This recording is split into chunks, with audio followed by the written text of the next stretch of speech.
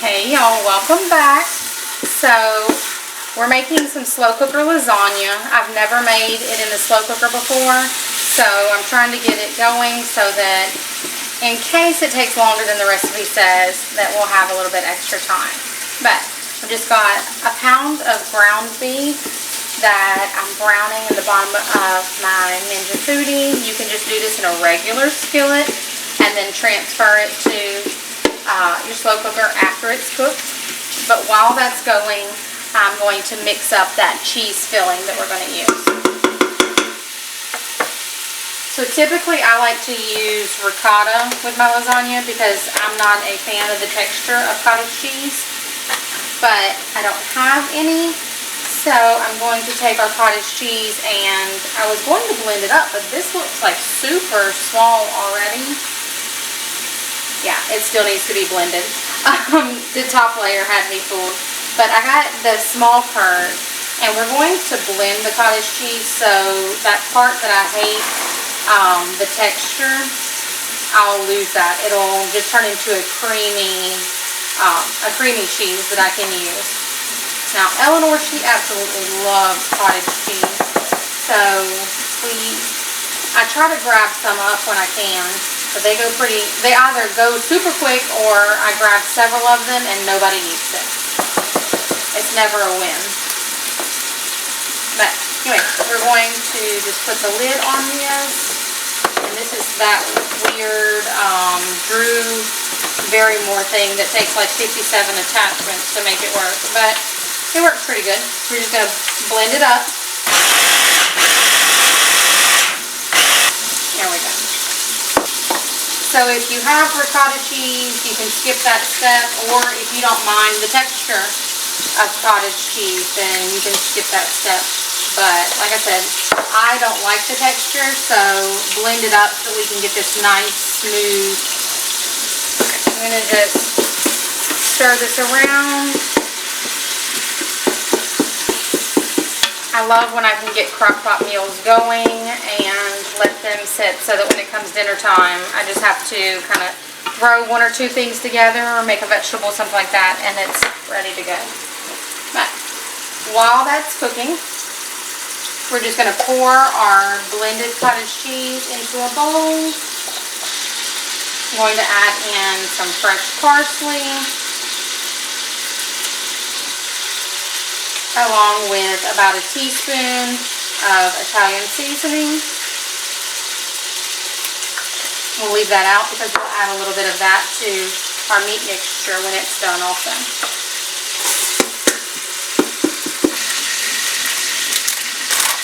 I'm going to add in a few pinches of Parmesan. Now this is our shaved salad Parmesan, so I'm just going to crumble it in my hand because it's those like big slivers. But you want about 2 or 3 tablespoons of Parmesan down in your cheese mixture. Next you need 16 ounces of mozzarella. I'm just using this roll of it. I'm going to just tear chunks down into it. You could shred it. You could use the blocks of mozzarella. Any of that works. But I just am going to tear some shreds into it. Oh! Our meat is all done, so I'm just draining some of this grease. There's not a whole lot down in it, but using the paper towel to soak up some of that grease. And then I'm just going to turn it off for just a minute. So I am saving a little bit of this so it can go on top at the very end. This part is optional, which, I mean, all parts are really optional, but I'm going to add in some of our zucchini and squash that we've dried, just to add a little bit of nutrients. I'm going to mix this all together. Okay, we're going to change our Ninja to slow cooker function and put it on low. Add in 1 jar of pasta sauce.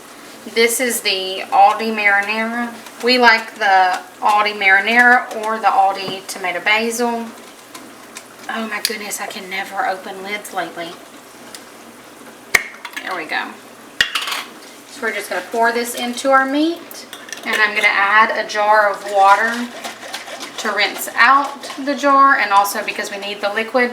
However, if you're not using dried vegetables in it, I would probably only do about half a jar.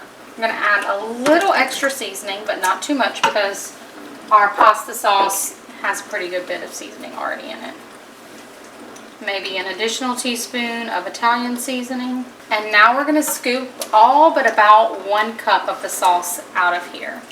Now, if you're doing this in a skillet, obviously you just leave it in the skillet and put down about a cup of pasta sauce and meat in the bottom of your slow cooker.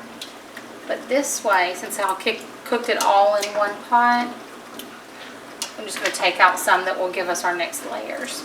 Okay. I have a little more than a cup down the bottom, but my bowl won't hold much more.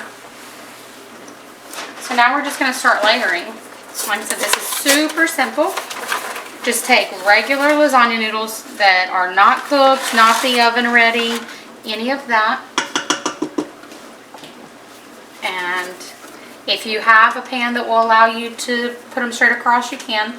But I'm just going to break mine in half and lay them on top of the sauce. Here, I'll zoom y'all in so y'all can see. And it's okay if they overlap or have a little bit of empty space. Look, some of these are already broken for me. And then you just kind of press them into the sauce. We're going to add some dollops of our cheese mixture. And if you shredded your mozzarella, this won't be quite as chunky. So don't let it worry you like, why is hers chunky? Mine's because I just tore my mozzarella. I didn't shred it. And again, we're going to layer our noodles right on top. And kind of push down because you want them in that sauce. And we'll put a little bit of juice on the top of each of these noodles. Again, this is just to help those noodles cook along the process. It doesn't have to be a whole lot of the water and marinara. And then we just repeat. Some more dollops of cheese, another layer of noodles, some more of our meat sauce, our last layer of cheese, and our last noodles. So in total, we probably used about 8 noodles, maybe 9. And any of these small broken pieces, I just tuck down in the sides.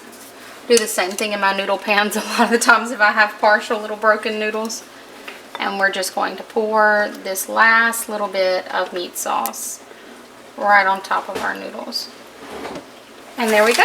I'm going to sprinkle with a little bit more Parmesan on the top and shred over the rest of our mozzarella ball. And there we have it. I'm going to close this up. This is going to cook on low for about 4 to 6 hours. Really all we're needing to do is cook those noodles and let everything kind of cook together. And the meat's all ready, the sauce is ready, the cheese obviously is ready. So really that egg that's in there and the noodles is all that has to cook. So, close the lid and we will see y'all later.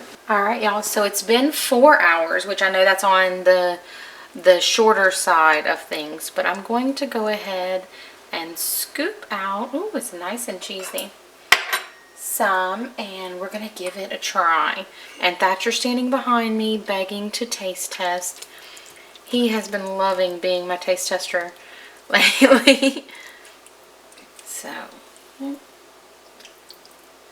we're going to leave it to Thatcher and we're going to let him see. Now don't forget to blow on it. 4 hours later. 4 hours later.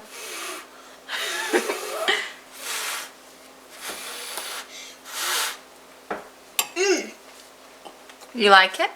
You ready to sit down and eat? Let me clean up your mess. I think I know what this is. What is it? It was the pizza thing that I like. Oh. Did I get it right? Yeah.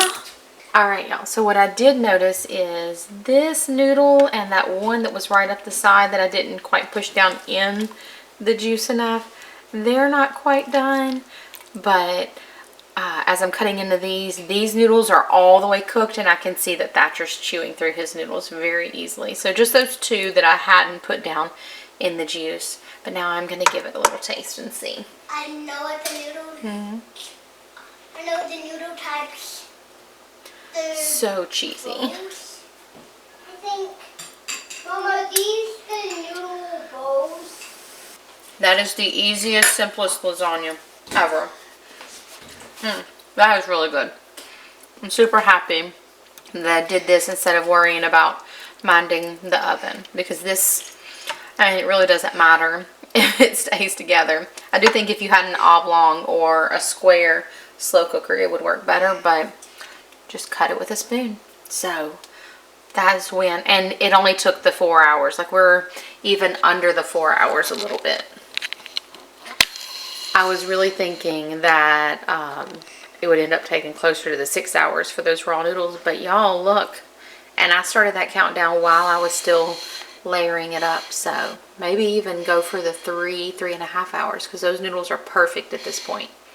But thank y'all for joining us. I hope you had a good time, and we will see y'all next time. Bye.